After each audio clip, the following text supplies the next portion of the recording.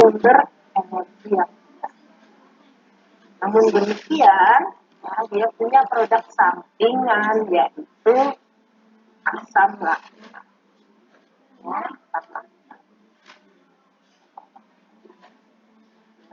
jadi anaerobik. Jadi belum di dalam tubuh itu dia waktu dia berolahraga itu dia belum sempat apa istilahnya bernafas dalam untuk mengambil oksigen, belum sempat juga anaerobik.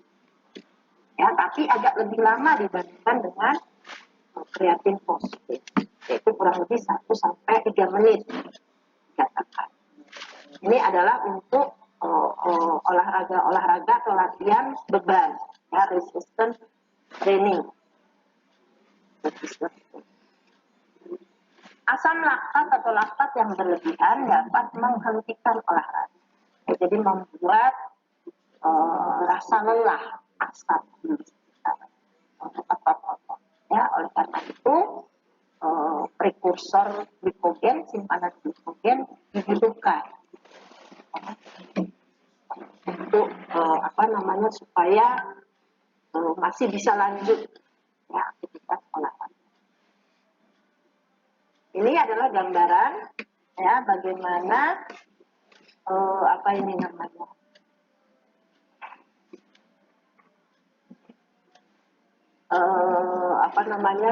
alur ya proses kimia dari terjadinya glikolisis anaerobik ya, yang menghasilkan asam laktat. Ya, jadi di sini ada glikolisis, jadi glukosa dirubah menjadi asam sulfat ya.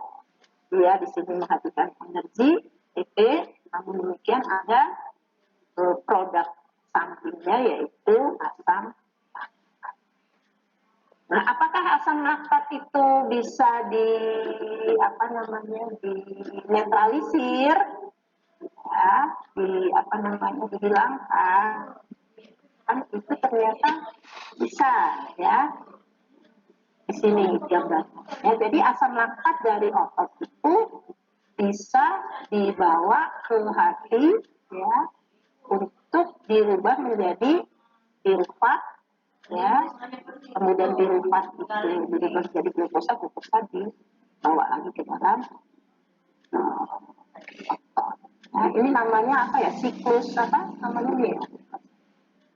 Cori cycle, siklus Cori cycle. Ya, jadi asam laktat itu bisa kita minimalisir. Ya, di dalam tubuh itu sudah ada mekanisme siklus Cori. Ya, jadi ini untuk asam glikolisis anaerobik. Ya. Nah, yang sistem ketiga adalah sistem aerobik, yaitu namanya aerobik glikolisis.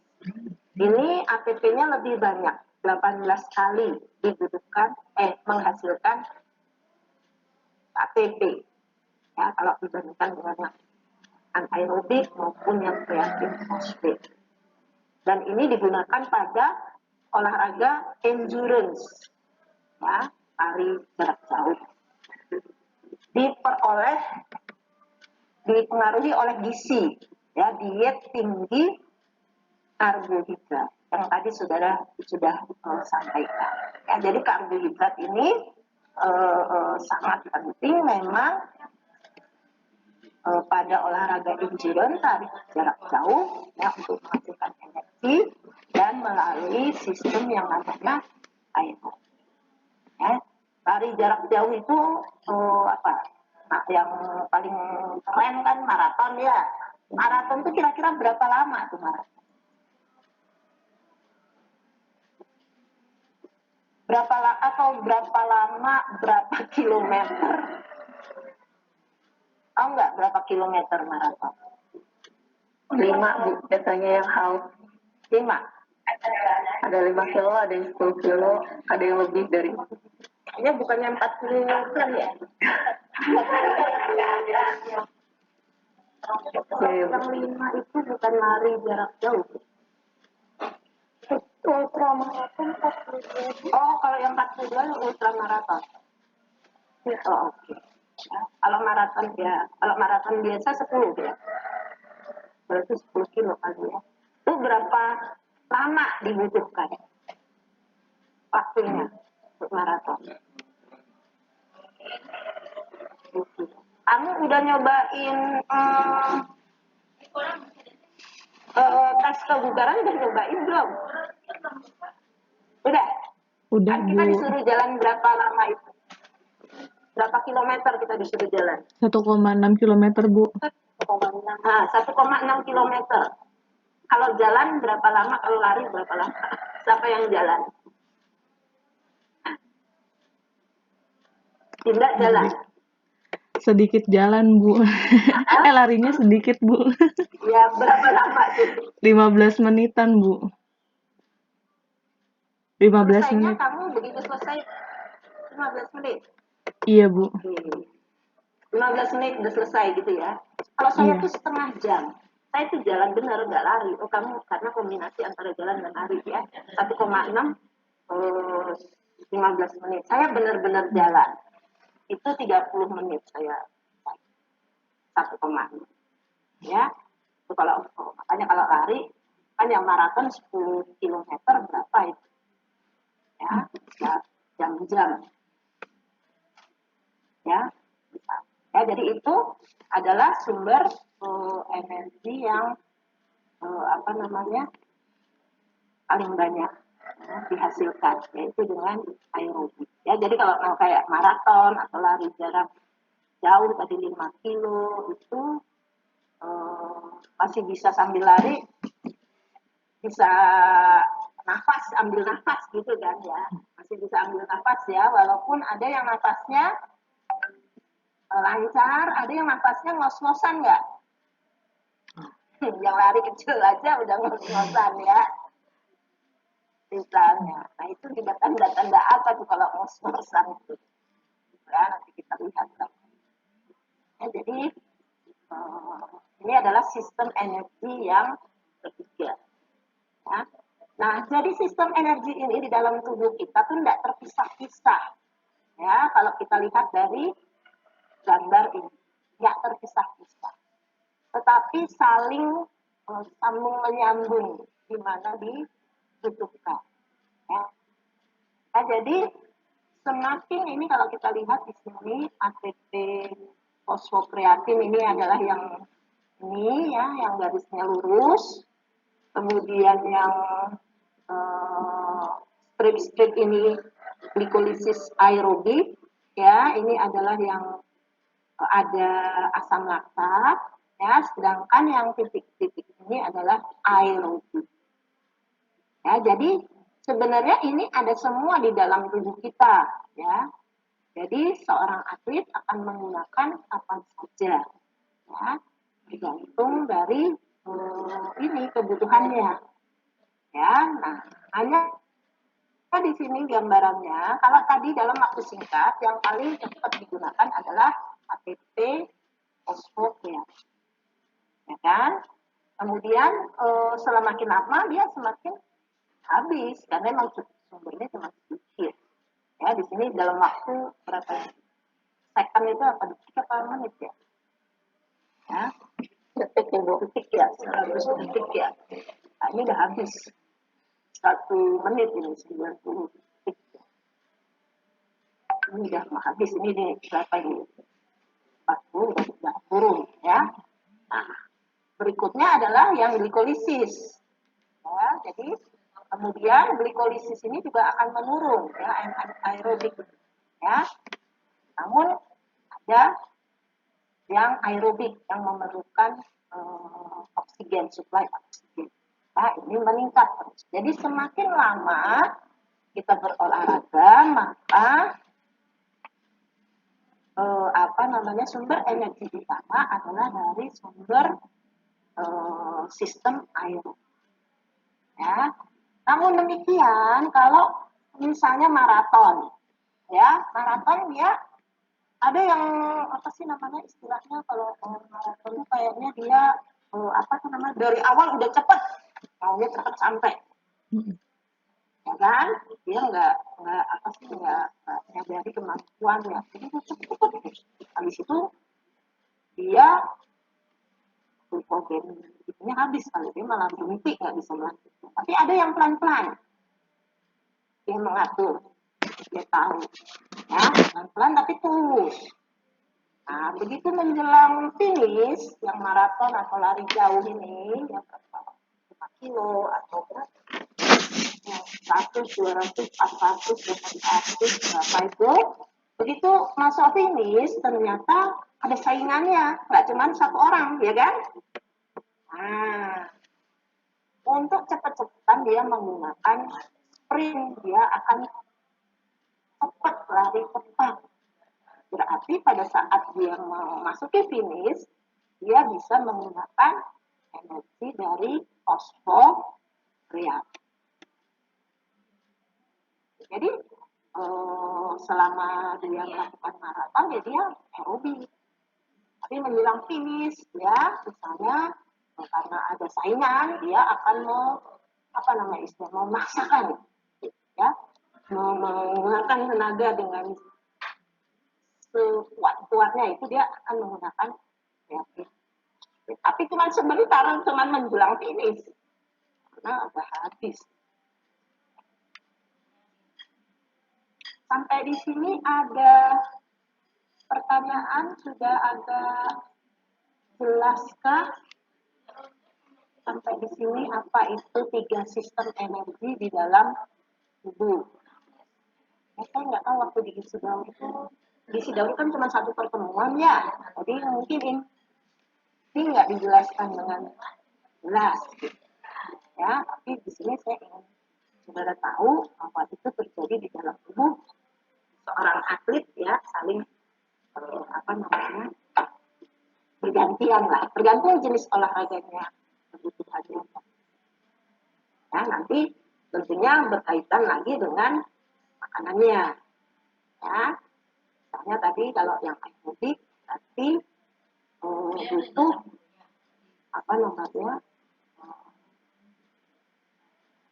makanan sumber karbohidrat yang tinggi. Ya, itu ya, nah bagaimana dengan kreatin fosfat tadi? Ya, tadi itu saya dapat di sumber saya mengatakan dia saya juga pernah baca, tidak bisa ditingkatkan dengan gizi kreatin fosfat, tapi hanya bisa dengan istirahat. Jadi dia istirahat sebentar, kreatin fosfatnya akan teristirahat. Tapi ada di artikel di bukunya Bu Ayu di referensi gizi olahraga, saya baca ada. Nah itu nanti buat saudara baca deh. Saya kasih pertanyaan, saudara baca. Kalau ngantar bukunya nggak dibuka-buka. Ya, dicari kreatin fosfat. Soalnya saya pernah ngasih ceramah juga ditanya apa itu. Kreatin fosfat itu bisa nggak sih ditingkatkan dari makanan? Saya juga nggak tahu jawabnya waktu itu. Yang tahu tapi nggak bisa. Tapi ternyata tadi baca sekilas ada ini. Coba dibaca. Ya, nanti kasih waktu, saudara baca, saudara gantian yang kasih masukan kepada saya. Ya, itu tentang 3 sistem energi. Ada pertanyaan sampai di sini? Belum? Belum. Belum. Ya, tapi jelas ya. Oke. Ya, jelas ya. Kita lanjut ke ini ada ternyata berapa sih sebenarnya ternyata itu sumber substrat pada manusia atau energi pada manusia itu bisa diperoleh dari berbagai sumber.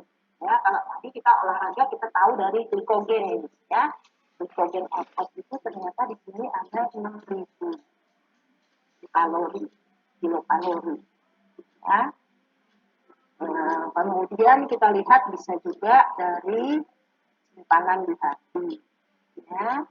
Dari protein di otot juga ya, tapi ini bentuknya protein. glikogen sumber energi.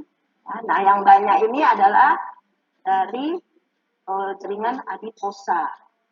Ya, dari jaringan adiposa 500 ya.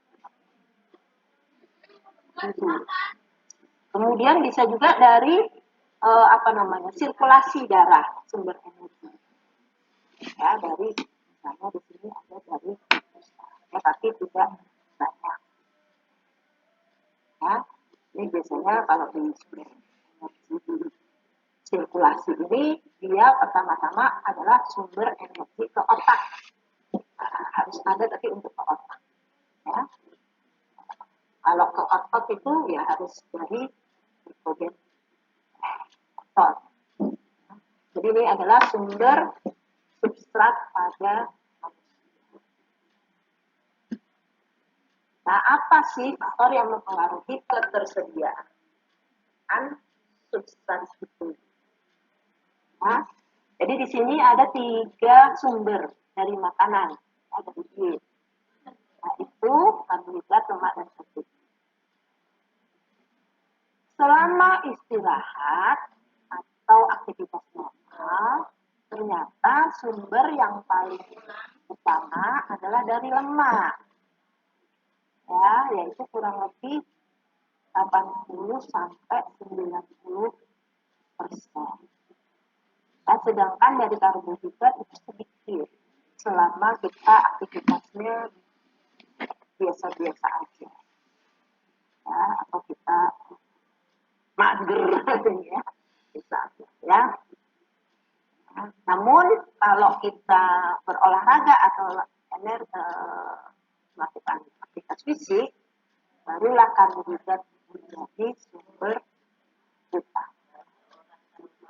Ya, ini ketersediaan makanan untuk aktivitas fisik. Ternyata ada beberapa faktor yang mempengaruhi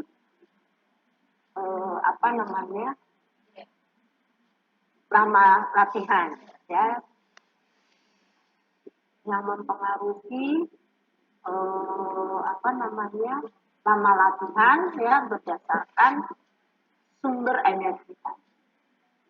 Ya, jadi sumber energi yang utama memang lemak dan karbohidrat. Ya, jadi kalau protein enggak ya, bukan sumber utama dan mahal relatif. Makanan relatif mahal. Kalau kita lihat dari gambar ini, ya, ini adalah yang garis-garis ini adalah lemak, yang garis menyilang ini adalah karbohidrat. Ini adalah persen energi penggunaan energi, yang ini adalah lama latihan. Ya, jadi kita lihat ternyata ya semakin lama latihan, kan ini tadi memberikan pernyataan. Pertama yang sumber utamanya adalah dari lemak. Ya, dari lemak.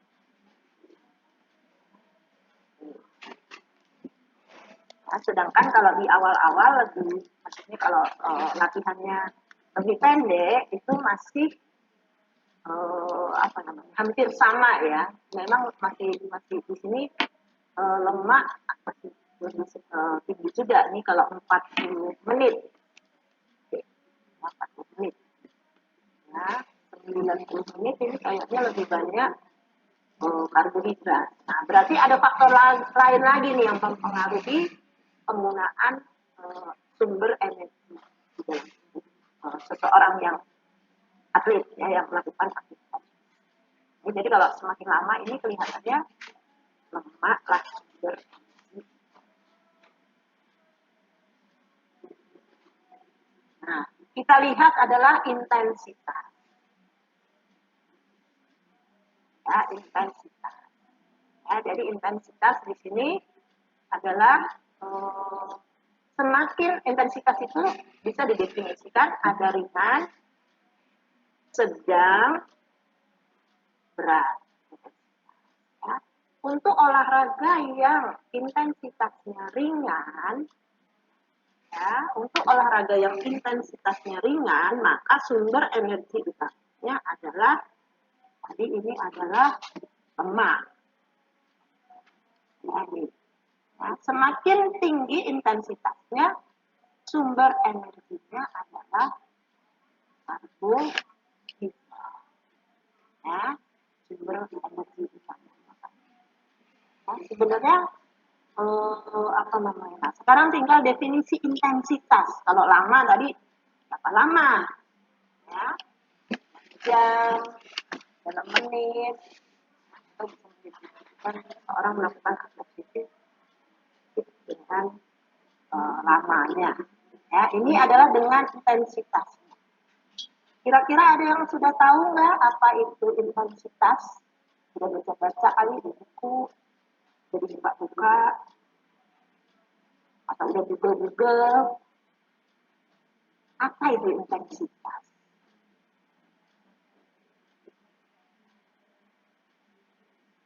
Nah, belum. Nah, nanti itu pertanyaan saya. Ya. Tapi saya udah sediakan YouTube-nya.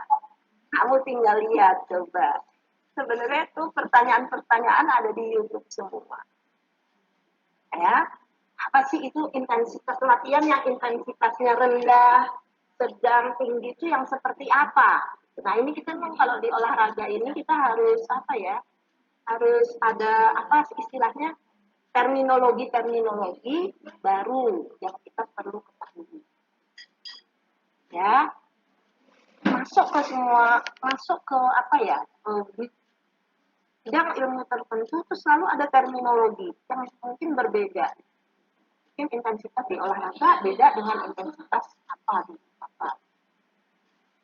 Ya, kita masuk misalnya di epidemiologi gizi atau masuk di apa, itu ada terminologi yang kita harus ketahui.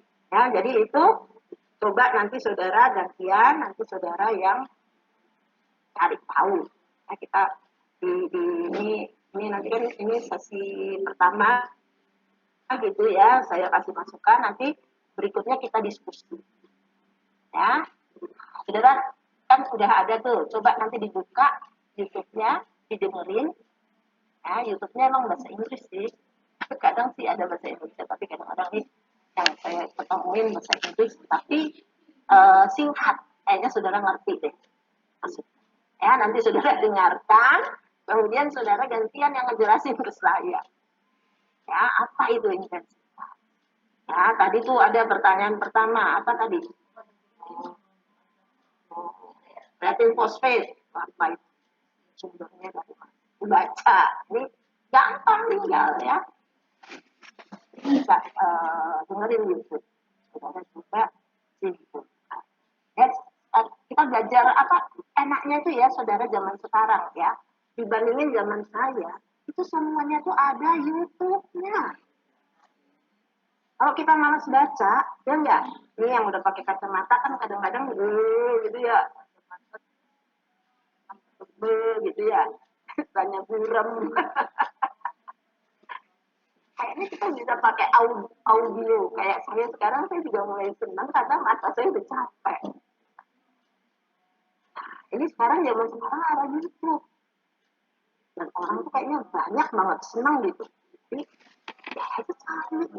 Nah, apalagi dengan online sekarang. Kan berhentiin apa sih maksudnya? Ya, kita tinggal gampang sebenarnya kalau ilmu itu zaman sekarang gampang cari apa-apa semuanya ada di Google, ya enggak? Nah, sekarang tinggal kita sebenarnya tuh kalau nyari ilmu itu untuk apa?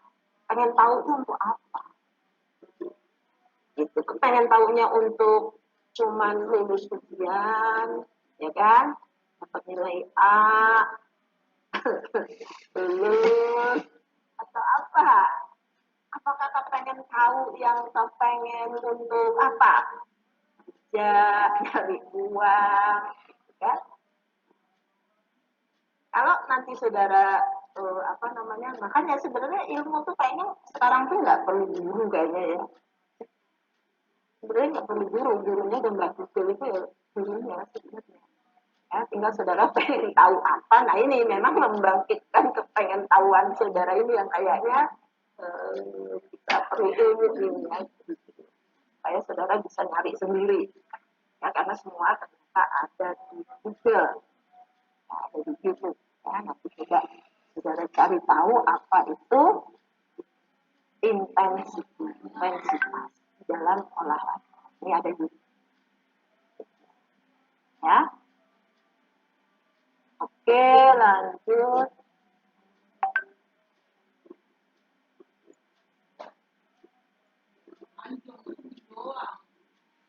Nah, ini ada faktor-faktor latihan. Ya, jadi ternyata latihan atau faktor training ini, latihan itu mempengaruhi seorang atlet menggunakan sumber energinya dengan lebih baik, dengan lebih efisien. Ya, ini adalah bukti. Ya, ini adalah bukti. Jadi misalnya di sini adalah oksigen uptake, ya, pengambilan oksigen.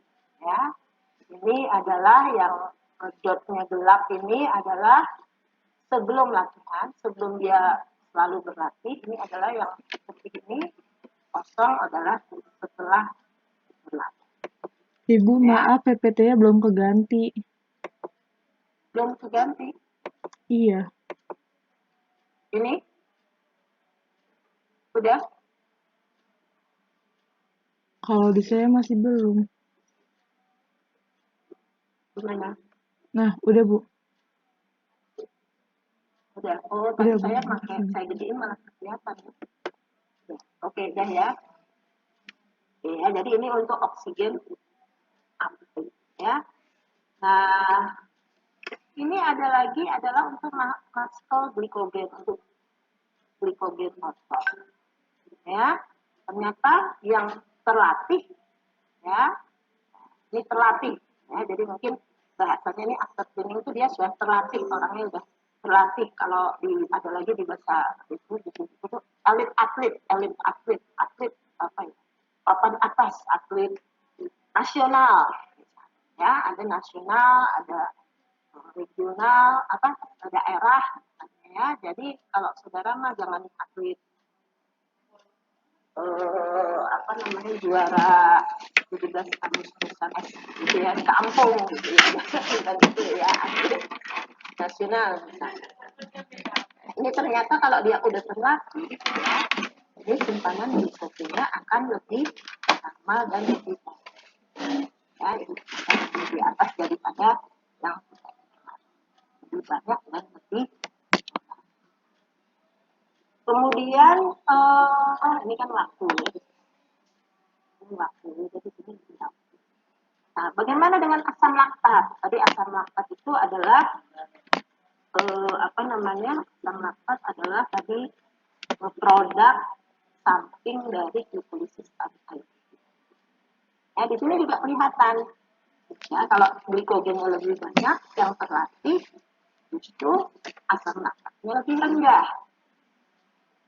Ya, dari yang tidak terlatih. Ya, ini laktat di otot. Ya, demikian juga di darah. Ya, di darah ini juga dia ternyata lebih sedikit atlet yang terlatih. Ya. Demikian juga dengan kita sebenarnya, kita bisa melihat diri kita kalau kita mempraktekkan olahraga ya. Kalau jarang kayak kemarin Pak Muri cerita ya, jadi apa sih istilahnya dia irreversible atau tidak kembali ya. Ya, jadi kalau kita nggak rajin olahraga ya kayak saya sih sebenarnya, saya melihat diri saya. Kalau saya itu latih jalan aja cuma olahraga 2 jalan sejam sekali, itu capeknya, pegelnya setelah itu. Tapi begitu 2 kali masih. Tapi begitu 3, tapi udah enak tuh 2 kali seminggu udah enak. 3 kali mungkin lebih enak lagi. Tapi kalau itu rutin udah enak, kita nggak terasa gitu. Apa namanya, pegelnya tuh. Karena tubuh juga sudah beradaptasi, sudah terlatih, ya. Tapi kalau kita berhenti lagi olahraga sebulan 2 bulan, mungkin kita ngapain nggak olahraga, terus di hujan, olahraga lagi ya gitu lagi. Ya, jadi semakin seorang itu terlatih, maka tubuhnya juga akan semakin efisien gitu, ya, untuk dia tidak menghasilkan asam laktat di dalam darah di ototnya. Ya, ini adalah bukti faktor dari latihan atau training. Kemudian di sini ada RQ. Apa lagi nih RQ? Ya, saudara bertanya, apa RQ? Saya juga kadang-kadang ngerti, tapi ya nggak nempel juga ya. Tapi alhamdulillah sekarang ini adanya YouTube, Google, ya tinggal Google aja lagi ya. Ini ternyata orang yang terlatih di sini artinya 0,9 ya, sedangkan yang tidak terlatih di atasnya. Apa artinya ini? Dan lebih lama gitu ya. Apa artinya? Nanti saudara bisa lihat di Google lagi. Saya sediakan Google ya, YouTube untuk saudara belajar sebentar, kemudian nanti saudara sampaikan, ceritakan kepada saya apa sih itu arti. Itu respiratory motion. Kayaknya itu komposisi makanan yang menghasilkan energi, kaitannya dengan latihan ya. Coba nanti kamu, kadang-kadang kita juga nggak nempel juga kalau kita tertarik ya dengan ilmu itu tuh kita pakai terus nempel. Tapi kalau kita nggak tertarik ya lupa ya. Mungkin kalau saudara terminologi yang secara umum sih udah nempel ya, AKG gitu ya, BMC, terus apa, udah. Tapi kalau ada yang bisi daur tuh baru. Kalau kamu nih udah advance ini sudah. Tapi ini ada ilmu baru lagi nih. Apa tuh? Kita perlu nambah ilmu lagi ya. Supaya nanti kalau ditanya saudara mengerti. Ya, jadi jadi di sini ternyata memang kita bisa mengukur ini ya. Mengukur kebutuhan energi seseorang dengan berbagai aktivitas ya. Ini kalau lihat di gambar ini ada jelas gitu ya, ini memang penelitian. Tetapi sekarang ternyata banyak aplikasi-aplikasi yang saudara misalnya udah pakai untuk mengukur kebugaran yang lebih simpel ya, tapi itu memang dipakai untuk kebutuhan sehari-hari gitu. Jadi bukan untuk, mungkin kalau buat penelitian agak kurang valid datanya. Nah, jadi ini nanti saudara lihat di YouTube yang saya share itu ada pengukuran ya. Jadi itu tentang RQ, nanti saudara dengarkan lagi. Kemudian berikutnya yang ada kaitannya dengan sistem energi adalah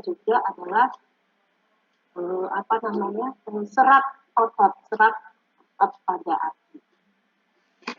Jadi ternyata kemarin sebenarnya sudah disinggung oleh Pak Muri ya, bahwa seseorang atlet itu menggunakan aerobik, anaerobik, dia masuk yang di endurance atau tidak, itu ada pengaruh dari tubuh si atlet tersebut.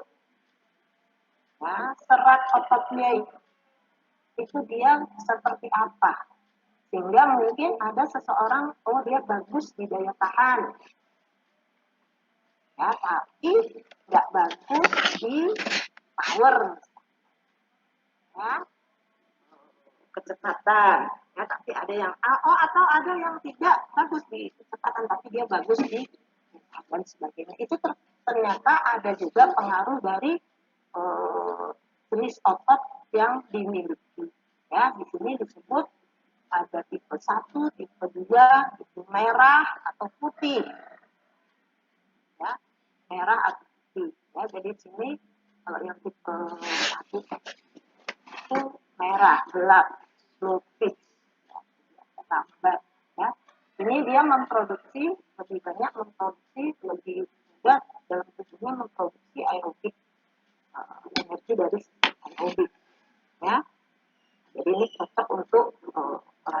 endurance, ya, memerlukan tinggi karbohidrat. Ya, jadi di sini persen satu lebih tinggi pada maraton ini contohnya. Ya, jadi ada orang-orang yang tadi berbeda-beda.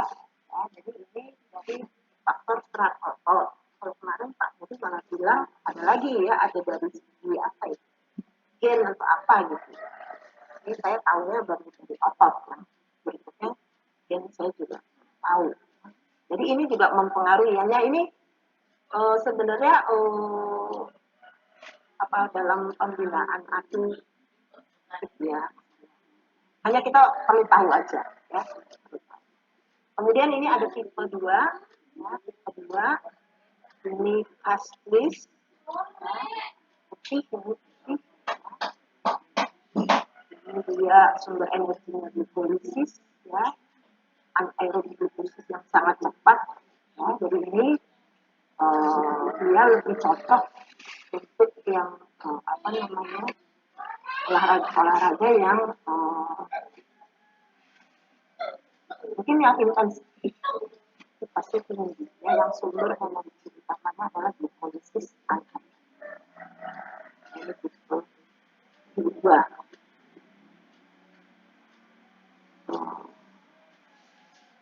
Saya lupa arti ini. Kemarin Pak Beri apa ya? Resistant training. Resistant training. Tapi bilangnya rumah tangga ya. Resistant training.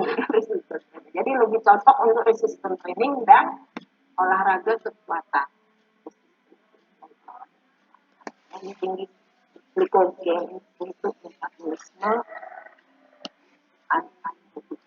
ya, meningkatkan massa otot ya dengan olahraga beban atau bodybuilding ya, bukan supply dari jadi ini adalah yang tipe 2. Nah, jadi ini adalah yang mungkin ada kaitannya dengan sumber energi.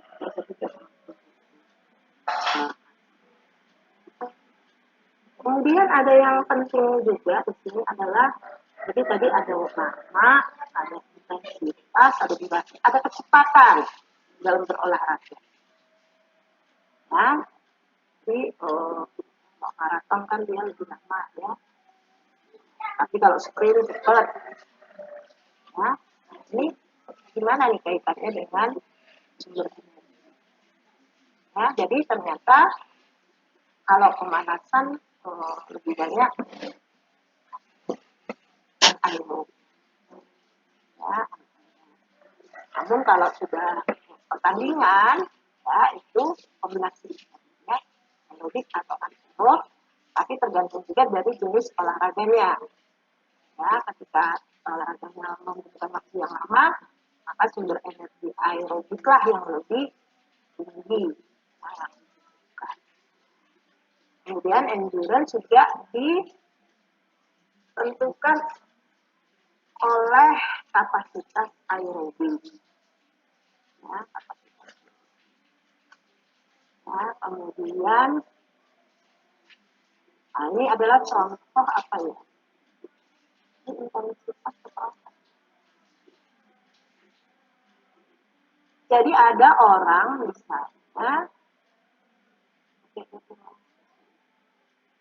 1 mil 1,6 kilometer,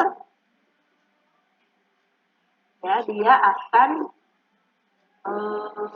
menyelesaikan dengan cepat ya 100%. Kalau semakin lama ya maraton ini semakin menurun. Ya, jadi ini antara intensitas dengan kecepatan lama ya jarak atau lama gitu. Nah di sini yang merupakan pembatasnya bahwa seorang itu bisa cepat atau tidak adalah ternyata glikogen semakin banyak maka dia mungkin lebih lama ya, atau bisa juga lebih cepat ya apa namanya menyelesaikan olahan. Berikutnya adalah di sini VO2 max. Ya, apa sih VO2 max? Ya, VO2 max. VO2 max itu adalah singkatan dari volume oksigen maksimal. Volume oksigen maksimal. Ini adalah konsumsi oksigen ya yang relatif dikaitkan dengan intensitas dari latihan. Ya. Jadi seseorang punya VO2 max yang berbeda-beda. Ya, jadi volume oksigen maksimal sesuai kapasitas dia, intensitas latihan dia itu yang paling tinggi itu adalah apa namanya? Kapan? Semakin seorang itu terlatih, maka VO2 max-nya akan semakin tinggi. Ya. Sedangkan semakin tidak terlatih, VO2 max-nya semakin rendah. Ya, berkaitan dengan intensitas. Nah, lebih lanjutnya, dikasih lagi nih, ada YouTube-nya VO2 max. Apa itu VO2 max? Ya, mungkin saya jelasinnya nggak jelas gitu. Nah, kadang saya juga butuh di sini. Kita coba lihat dari videonya, ya YouTube. Ya, apa sih VO2? Sebenarnya saya udah bisa mulai nangkep juga. Memang kadang-kadang konsep ini kadang-kadang juga mudah kita nangkep. VO2 max nggak tahu nih nanti Mbak Ayu nambahin. Sekarang saya ini aja VO2 max saya itu sebenarnya adalah tandanya kita sudah maksimal itu kalau kita olahraganya selama kita berolahraga kita jalan atau kita lari sudah tersengal-sengal kita nggak bisa ngomong itu berarti sudah VO2 max kita sudah mencapai. Itu nggak Mbak Ayu? Itu ya Bu, jadi kalau misalnya VO2 max ini kan kaitannya dengan intensitas latihan ya Bu. Gitu. Nah, kalau misalnya kita intensitas latihannya kita misalnya latihan dengan intensitas yang rendah, itu kayak kita masih ngobrol itu masih bisa Bu. Cuma kalau misalnya kalau intensitasnya sedang, itu biasanya kayak kita cuma nyanyi aja gitu, tapi untuk ngobrol lanjut itu kadang udah nggak ngeh gitu, udah nggak nyambung. Sedangkan kalau misalnya intensitasnya tinggi, itu kita untuk ngobrol, untuk nyanyi aja udah nggak bisa, udah ngos-ngosan itu biasanya intensitasnya sudah tinggi buat orang itu ya. Ya, jadi kita sudah ya dan intensitas itu berbeda-beda Bu, karena kan kaitannya dengan VO2 max itu tadi. Ya, yang orang berbeda tergantung dia terlatih apa enggak. Dan terbiasa olahraga apa enggak, gitu kan? Nah, jadi coba deh jadi saya cuma sekarang tuh udah kayaknya itu kalau VO2 max itu kalau kita udah olahraga kita udah ngos-ngosan nggak bisa ngomong lagi itu udah maksimal itu VO2 max kita walaupun kita itu gambaran kasar ya tapi bisa dihitung ya bisa dihitung ya berarti itu udah intensitas olahraga kita juga sudah maksimal ya. Nanti coba saudara pelajari juga dari video apa sih VO ya. Oke, berikutnya mungkin nggak ini ya. Ini kita bayang-bayangin nih kalau asli makan tuh kayak apa gitu ya. Ini telur banyak banget ya. Nanti kan tambahan gitu ya. Jadi kalau kita lihat di sini sih makannya nggak banyak sedikit ya. Kayak aku lihat malah ada banyak banget ya. Itu sedikit ya.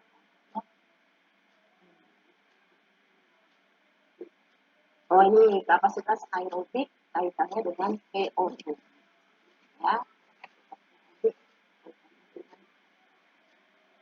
VO2. Jadi kapasitas VO2 max adalah maksimal oksigen konsumsi oksigen max. Ya.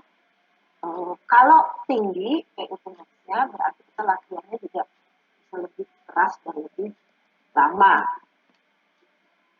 Apa yang ditentukan oleh PIQ Max ya, jadi yang ditentukan adalah bagaimana kita bisa oksigen itu bisa dialirkan oleh jantung dan pembuluh darah ya, dan bagaimana juga mengambil oksigen oleh otot dari darah ya, ditentukan juga oleh berat badan, biasanya hitungannya mili oksigen per kilogram berat badan per menit. Ini nanti saudara hitung ini ya, nanti ada prakteknya menghitung. Ada perbedaan gender ya dan genetik. Jadi nanti ada praktek. Bagaimana sebenarnya memaksimalkan kapasitas aerobik seseorang? Ya, ini untuk elit atlet ya, elit atlet tadi atlet nasional ya yang prestasinya mungkin internasional ya. Ya, dia bisa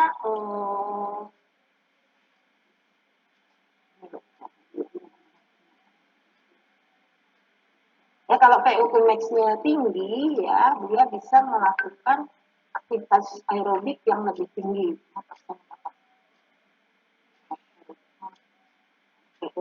Tinggi ya, dan bisa menyelesaikan jarak yang sama dengan orang lain yang PO2 max-nya lebih rendah, bisa lebih cepat. Ya. Nah, ini ada sedikit pertanyaan. Ada atlet A ya, PO2 max-nya 92 mg/kg. Ada atlet B 84 PO2 max-nya, atlet A lari 10 km pada 70% PO2 max, atlet B lari sama 10 tapi pada PO2 max 80. Ya, walaupun dia tadi cuma 92, ini atlet cuma lebih tinggi ya. Ini B lebih rendah, tapi pada saat dia bertanding dia menggunakan 80%. Mana kira-kira yang lebih cepat? Atlet A apa atlet B?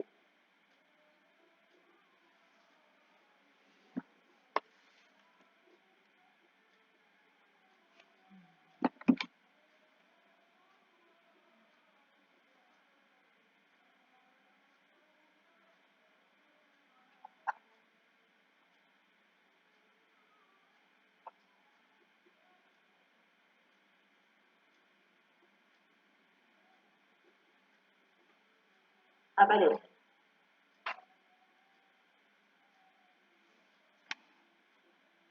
Atlet A, Bu. Atlet A. Kira-kira kenapa atlet A? Karena pas waktu dia lari 10 km itu dia cuma memakai 70% dari kemampuannya, Bu. Jadi dia sebenarnya masih bisa lebih lagi karena VO2 max nilainya itu 92, Bu, lebih besar daripada atlet B. Mana yang selesaikan lebih cepat? A, menurut saudara ya. Ya, Bu. Oke, dengan itu tadi ya, 70% masih 70% masih bisa gitu ya. Oke, yang lainnya sama. A.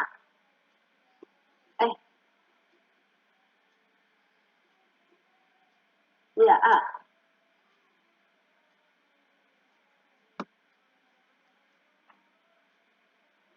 Sama ya.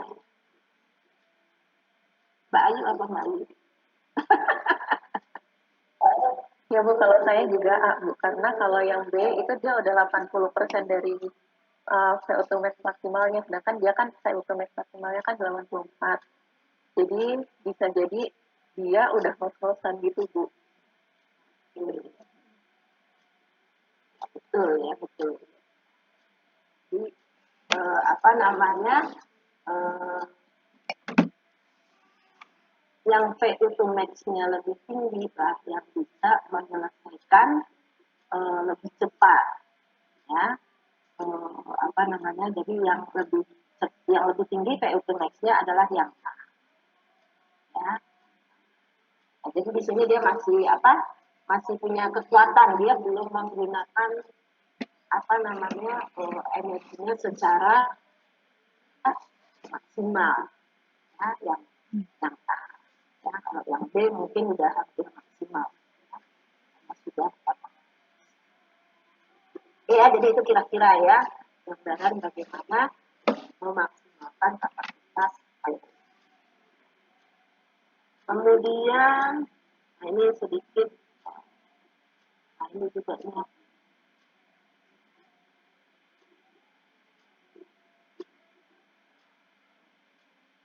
Nah ini juga ada apa istilahnya? Jadi ambang batas laktat, ya.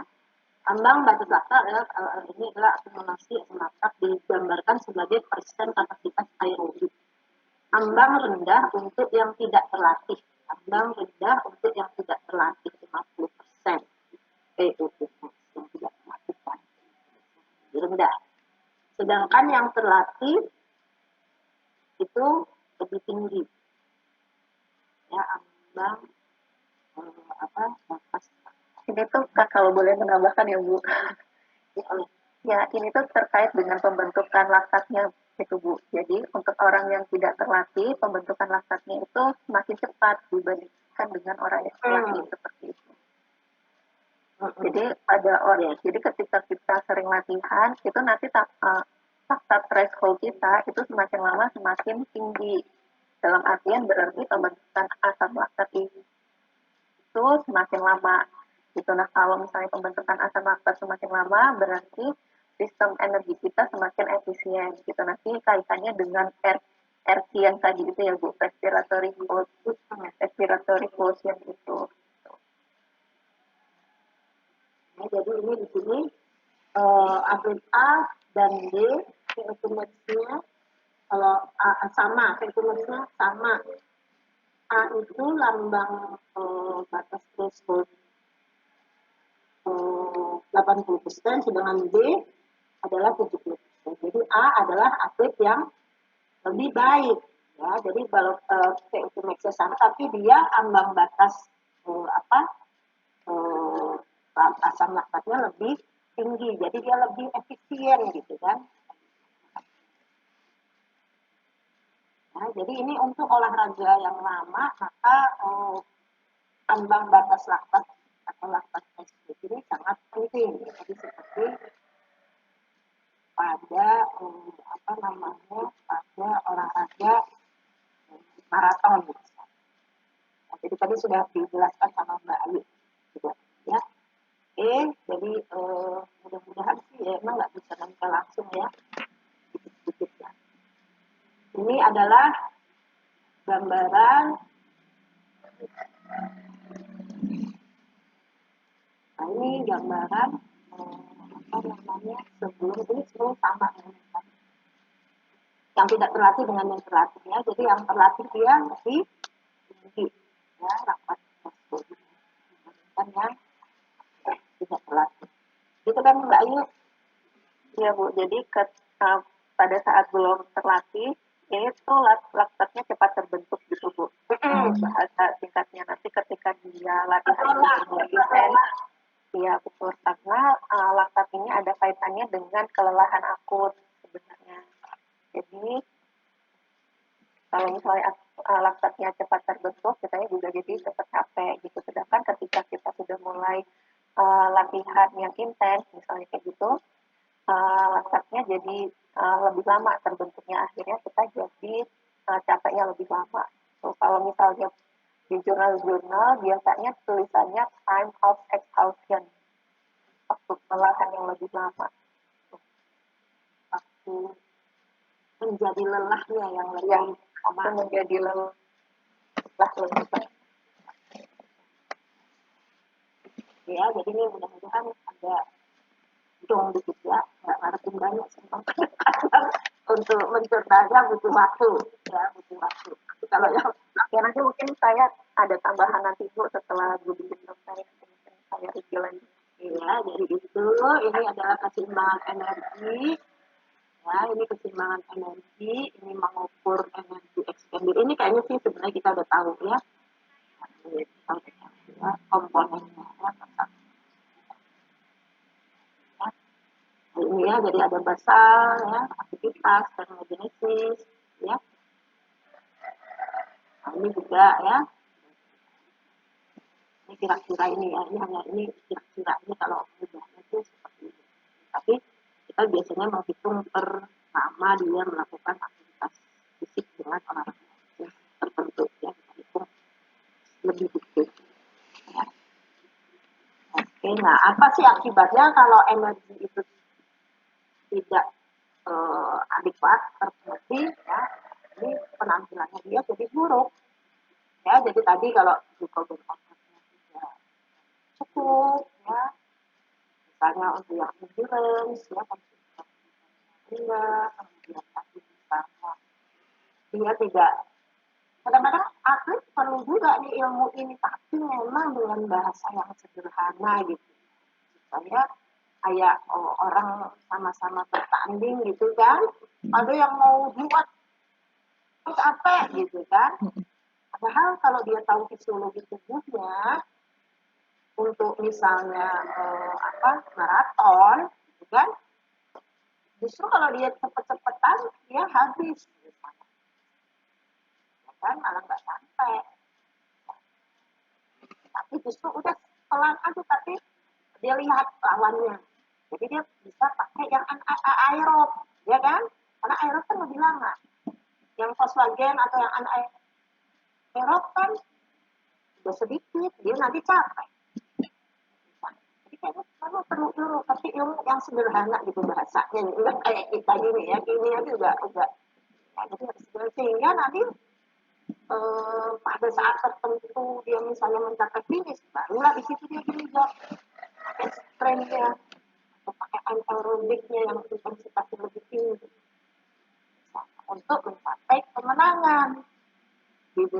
Jadi atlet kita punya ilmu tapi tidak perlu sebenarnya, walaupun bahasanya harus sangat sederhana ya, sehingga dia tahu strategi sumber energi untuk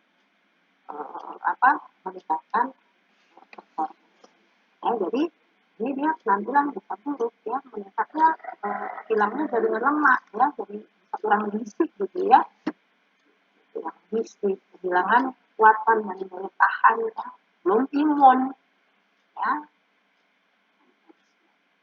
Jadi ini kalau atlet itu tidak adekuat konsumsi. Oke, sampai di sini ada pertanyaan?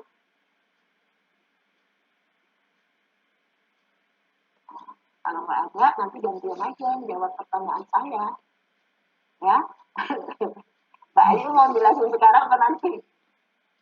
Sekarang aja Bu. Ya, silakan Mbak Ayu. Sebelum nanti ada peregangan ya, siap-siap ya. Siapa yang mimpin hari ini? Aku nggak. Pokoknya setiap pertemuan, entah saya, Bu Is, harus ada kamu yang bagi sendiri. Pokoknya olahraga, gizi olahraga bukan hanya ilmu, tapi harus diterapkan. Oke, Bu Ayu, silakan. Iya Bu, saya mau sedikit menambahkan Bu, mungkin dari yang awal tentang sistem energi Volkswagen system. Mungkin pakai slide bener ya Bu. Ya Bu, silakan. Pakai punya ide yang tadi sih sebenarnya. Sebentar Bu, biar saya ikut share aja. Udah kelihatan belum teman-teman? Sudah. Oke. Jadi saya mau sedikit menjelaskan tentang yang di sini. Jadi ini itu adalah bagian dari Volkswagen system, di mana ADP ini nanti akan berubah menjadi ATP. Nah, di sini aku mau cerita aja sih gimana prosesnya. Jadi di sini ada dua bagian ya, anggap saja di sini ada ADP, adenosin fosfat, dan juga ada fosfokreatin atau yang biasanya disebut dengan PCR, fosfokreatin. Kreatin itu CR gitu. Nah, di sini kan ada fosfo sama kreatin. Di sini ada di fosfat gitu kan, berarti kan dia untuk jadi ATP dia kan kurang satu fosfat lagi. Nah, dia ngambil fosfatnya itu dari sini. Jadi si ini itu keputus ikatannya, akhirnya fosfatnya bisa ngegabung di sini jadi ATP dan kreatinnya itu jadi kreatin bebas. Nah, proses pemutusan fosfokreatin dan proses penempelan fosfat ke ADP ini tuh pakai enzim namanya kreatin kinase, seperti yang aku pernah bilang kemarin kalau nggak salah minggu kemarin gitu. Enzimnya namanya kreatin kinase. Nah, ATP sudah terbentuk, terus habis itu ada zat sisa namanya kreatin. Nah, si kreatin ini dia itu akan mengikat fosfat bebas lagi untuk membentuk fosfokreatin lagi gitu. Nah, pengikatan kreatin dengan fosfat bebas ini butuh enzim kreatin kinase itu tadi gitu. Dan sebenarnya uh, si enzim kreatin kinase itu tuh bisa keluar dari dalam sel yang kemarin aku cerita namanya rhabdomyolysis gitu. Nah, ketika kadar kreatin kinase atau CK di darah itu tinggi, itu bisa menandakan terjadinya kerusakan otot dan bisa juga menjadi penanda bahwa sudah terjadi kelelahan fisiologis dari olahraga seperti itu. Terus kemudian uh, sistem ATP fosfagen ini sendiri adalah sistem anaerob di mana dia tidak membutuhkan oksigen dalam prosesnya gitu. Nah, sedangkan untuk yang terkait pertanyaan Bu Didit, bisa nggak sih si fosfagen sistem ini ditingkatkan? Itu dijelaskan sekarang atau adanya cari sendiri, Bu? Cari sendiri. Oh, nah di sini clue-nya adalah kreatin ini ya. Nanti mungkin teman-teman bisa cari sebenarnya kreatin ini tuh kenapa. Dan bisa didapatkan dari makanan apa saja. Itu clue-nya kalau dari saya. Kemudian untuk uh, uh, apa lagi ya? Oh, yang ini.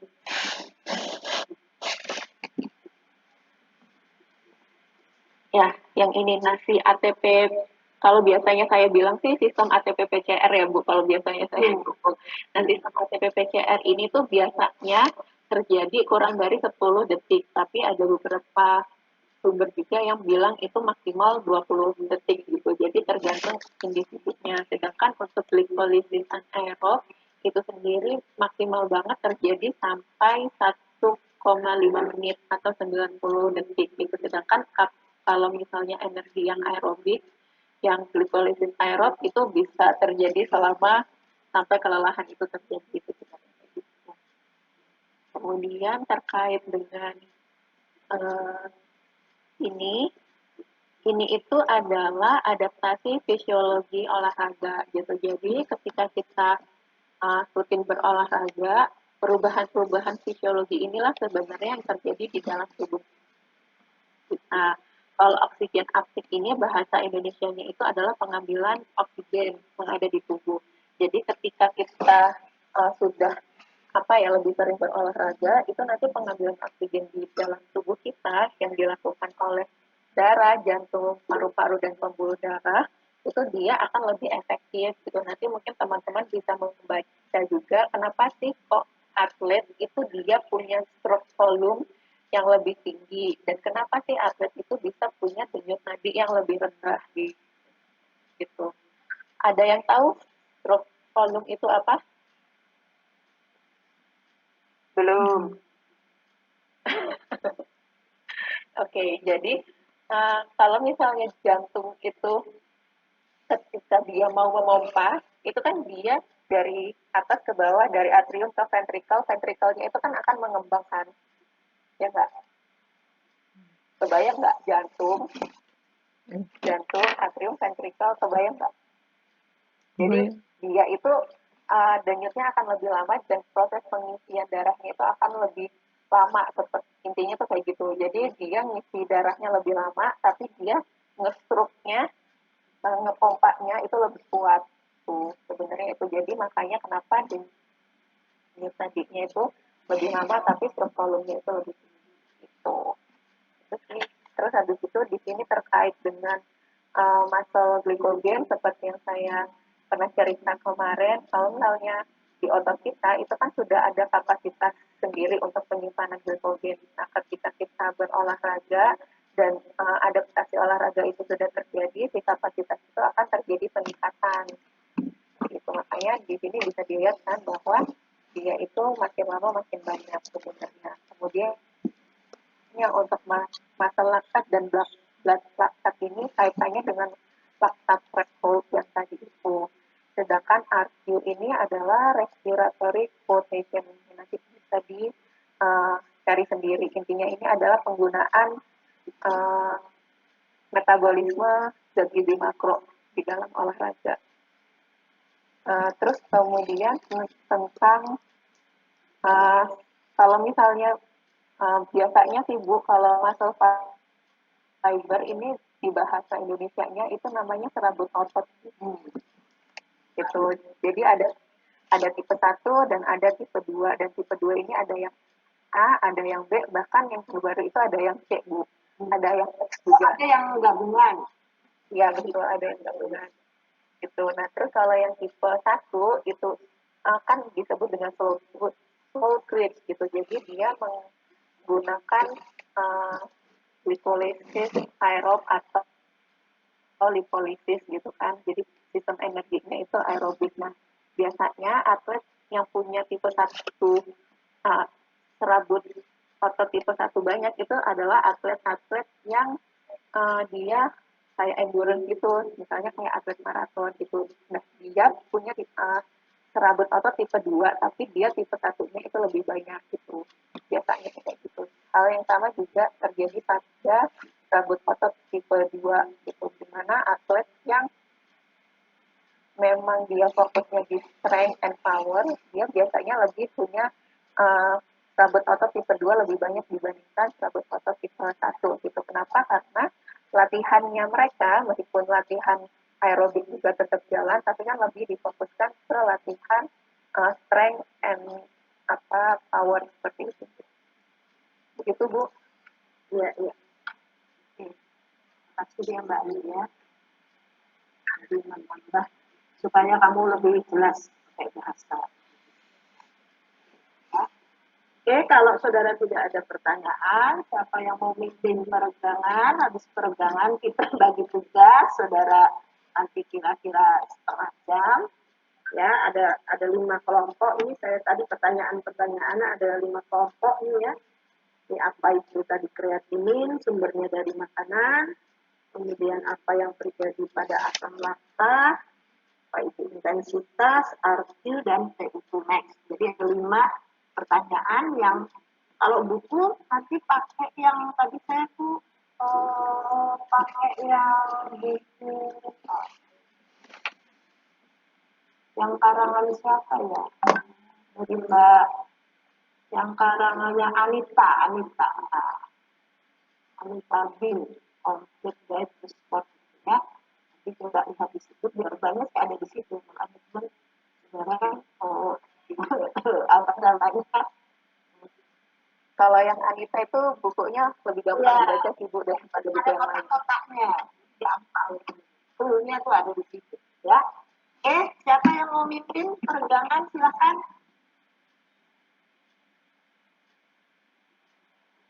Saya Bu. Silakan. Saya izin share screen ya Bu. Ya.